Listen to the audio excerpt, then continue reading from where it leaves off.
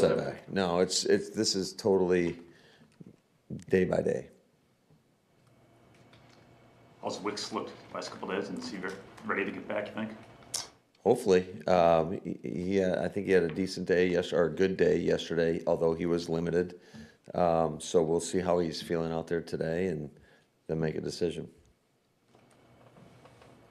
The last several games, the scoring in the second half compared to the first half has been quite different. I know there's a lot of factors in play, but is it adjusting to what the defense is doing, or what stood out to you in that regard? No, I think it all comes down to ability to execute and just maximizing your opportunities. Certainly, self-inflicted wounds at times. And so we just got to be more consistent against a defense that I think is a pretty good defense. Matt, how do you view your time with Jair? There were some good times, there were some injuries. How do you view it? Yeah, I mean, we all know the type of player that when he's healthy, that he can be. And unfortunately, going back to what happened, I would say in the Pittsburgh, that's where it kind of flipped, and his availability was very inconsistent after that. How have you thought Nixon and CB have played? Obviously, you brought in Samuel for a visit the other day. What have you thought of your starters? Yeah, I think those guys, I was really proud of how they've been competing and challenging. And the one thing that, regardless of position, but let's just say the corner position in particular, there are going to be times where guys are going to make plays on you. But I just don't want to have the gimme plays, like where we're playing off, we're playing soft. And I think our guys have been challenging, and sometimes they're going to catch a ball on you, and it's just how resilient are you? I think that is a position where you got to have the memory of a goldfish. Was he kind of playing hurt or trying to play hurt and just wasn't able to keep No, it? that was a new injury that occurred in game. So what is the plan for him going forward, do you think? It just we're trying to get him back as quickly as possible. With Lucas, is that injury a bit more significant than you thought? Absolutely. I think it was, it did not heal as quickly as we thought. I think injuries are always a tough deal. Sometimes they're a moving target. So I think that everyone's a little bit different. But the hope was that we'd have him back before this, and that hasn't been the case. But it's certainly not anything he's doing or not doing to try to get back. So is the hope that he'll still be back sooner than later, or is IR at this point? No, I think sooner than later. Did he have to have a procedure? Or? No. Matt, I don't want to ask a Paul almost game plan question like earlier in the week, but you used X closer to the line of scrimmage. You obviously had the sack. Are you and Jeff looking for ways to get him more involved than just erasing team's ability to go down the field against you? Yeah, I think absolutely. I think you're always trying to get your best players involved in any facet of the game. And that was one of those where you call a safety blitz, and he made a nice play on it. Unfortunately, we didn't come up with the football, but I think that's also a good lesson for all our guys. Hey, that ball is on the ground. It's got to be ours, because we see them every week. I have Connor Lewis get up there and show stuff from around the league. There was one in the Chicago-Cincy game last week that was ruled an incomplete pass, but you just never know how those are going to be ruled. So we need everybody to just get on the ball, regardless of whether you hear a whistle or don't hear a whistle. Many times they're so close.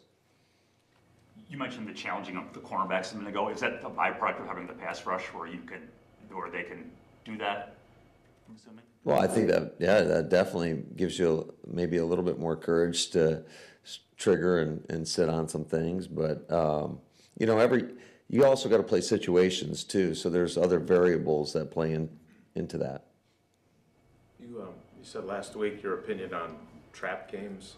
What about measuring stick games? Like, do you have a feel for where your team is right now in relation to what you think it's capable of? And is this a game where you can get a better idea of that, or is that nonsense? I mean, that's probably something for you guys. I'm not gonna sit here and say that doesn't creep into people's minds. I'm sure that absolutely does. I'm telling you from my perspective as a coach, like I view all these games the same, and in regards to, I think every week is a measuring stick to see, can you go out there and perform at your best? I mean, that's really all you can ask anybody, is to play up to your standard, your capabilities. And when that standard is not met, win or lose, it's disappointing. So I think, what a great opportunity. Obviously, Monday Night Football, defending world champions, Lambeau Field. I don't think it gets much better than that. And this is a really good football team, obviously, and they have shown that consistency for a number of years now. I mean, they got star power on every level and in every phase. I think Nick's done a hell of a job there, and so in that regard, it is a great test for us. So do you feel like I know how good you felt about this team going into the season. Do you feel like you have a good handle on where you are compared to what you're capable of? Because you have a good team, but it's been inconsistent at times. Yeah, absolutely. I think that's the challenge. Like I said, every week, can you play up to your level, and can you do it consistently? I mean, that consistency is the greatest measurement of performance. So any team can go out there and do it one time, but can you put repeat performances out there? And unfortunately for us, I don't think we've done that. So,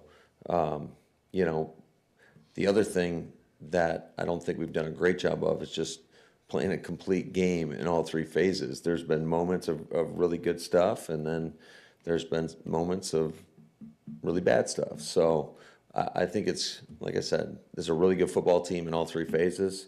It's a great challenge for us, and, hopefully we can go out there and play our best ball. On an offensive line, we've talked about this before, but if you're healthy, why do you rotate guards? I can think of 2 or 3 different reasons why, and how common is that in the league? Why are they, Mike? How about player development or competition, or keeping guys like defensive line, keeping guys fresh? Yeah. What's the main reason you do that? All three of those. I mean, you knew the answer. You answered your own question. Well, I watch the games. Do you want to come Sure. work with us? Sure. All right. I like where your head's at, Mike. But it's not common, right? No, it's not. It's something that I do recall doing back when I first got in the league in Houston. We had a situation like that where we would rotate guards, and I do think, you mentioned it, the D-line is a position typically where there is more rotation, and, you're always getting a fresh body thrown at you. So when you feel good about multiple people, of course you want to keep them playing, keep them engaged, keep them a part of everything, and keep developing them. So I think that's kind of where we're at. So it's something you saw in Houston. It is. Last one. He's good. Thanks, Matt. All right, guys. Have a good one.